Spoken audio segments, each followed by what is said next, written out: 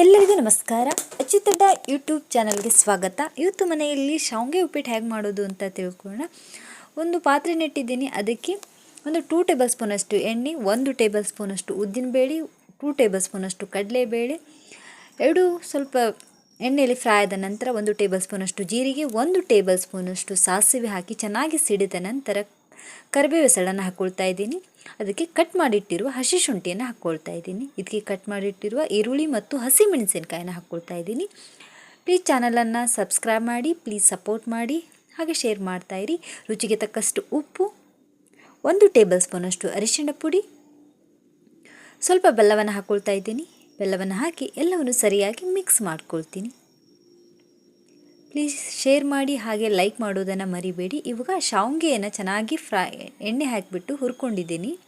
ಹುರಿದ ನಂತರ ಇವಾಗ ಏನು ಹೆಸರನ್ನು ಇಟ್ಟಿದ್ದೀವಿ ಅದು ಕುದ್ದಿದೆ. ಈಗ ಹುರಿದಿಟ್ಟಿರುವ ಶಾವಿಗೆಯನ್ನು ಹಾಕ್ಕೊಳ್ತಾ ಇದ್ದೀನಿ. ಶಾವಿಗೆಯನ್ನು ಹಾಕಿಬಿಟ್ಟು ಒಂದ್ಸಲ ಎಲ್ಲವನ್ನು ಸರಿಯಾಗಿ ಮಿಕ್ಸ್ ಮಾಡ್ಕೊಳ್ತೀನಿ. ಪ್ಲೀಸ್ ಲೈಕ್ ಮಾಡೋದನ್ನು ಮರಿಬೇಡಿ. ಇವಾಗ ಕಟ್ ಮಾಡಿಟ್ಟಿರುವ ಕೊತ್ತಂಬರಿಯನ್ನು ಹಾಕಿಬಿಟ್ಟು 1 ನಿಮಿಷ ಚೆನ್ನಾಗಿ ಕುದಿಸ್ಕೊಳ್ತೀನಿ. ಕುದಲಿಕ್ಕೆ ಬಾಯಿ ಮುಚ್ಚಿಬಿಟ್ಟು 1 ನಿಮಿಷ ಆದಮೇಲೆ ಇದನ್ನು ಗ್ಯಾಸ್ ಆಫ್ ಮಾಡ್ಕೊಳ್ತೀನಿ. ಗ್ಯಾಸ್ ಆಫ್ ಮಾಡಿ ಸರ್ವಿಂಗ್ ಪ್ಲೇಟಿಗೆ ಹಾಕ್ಕೊಳ್ತೀನಿ.